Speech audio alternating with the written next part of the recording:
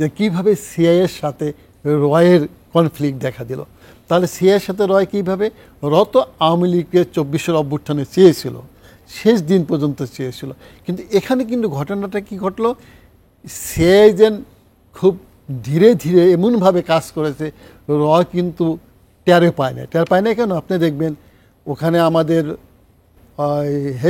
কি ওদের মার্কিন যুক্তরাষ্ট্রের যে অ্যাম্বাসেডার এসেছিল পিটার হাস ভেরি গুড বলে যাচ্ছি, ওই সময় কিন্তু দেখবেন উনি কিন্তু ওপেনলি কিন্তু সিদ্ধান্ত নিচ্ছিলেন যে উনি চাচ্ছে একটা ডেমোক্রেটিক স্টেট,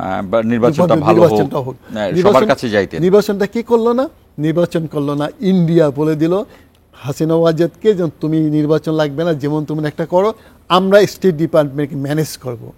কিন্তু এটা কিন্তু পলিটিক্যালি মার্কিন যুক্তরাষ্ট্রকে ইনসাল্ট করা হলো, কিন্তু মার্কিন যুক্তরাষ্ট্র অ্যাক্ট করে আপনার যখন যখন ঠান্ডাভাবে, কিন্তু যখন রিয়্যাক্টটা করবে তখন প্রচণ্ড উপরে হার্ডলি করে, এবং ওরা তখন সিদ্ধান্ত নিয়েছিল যে আমরা আর এই সরকারকে রাখবো না। কিন্তু আপনাকে এখানে বলে রাখি, ট্রাম্প যদি ওই সময় ক্ষমতায় থাকতো কিন্তু এরকম নাও হতে পারতো।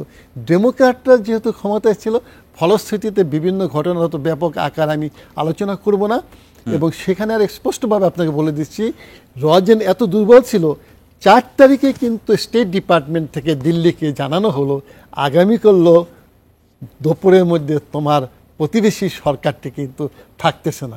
স্পষ্ট করে আমি বলতেছি, এটা ইন্ডিয়ান টাইমসও বলে দিয়েছে এবং আমাদের নিকটে তথ্য আছে। অর্থাৎ তার মানে ওই সিআইএ রকে বললো কি, এটা থাপ্পড় দিল যে তোমরা আমাদের কথা শোনো না, আমাদের ইনসাল্ট করেছো, এবার থাপ্পড় দিয়ে দিলাম তোমার সরকার কোথায়। এই যে কনফ্লিক্ট অফ ইন্টারেস্ট যেটা দেখা দিল এখানে, এটা কিন্তু ভারত আর ঠিকঠাক করতে পারলো না।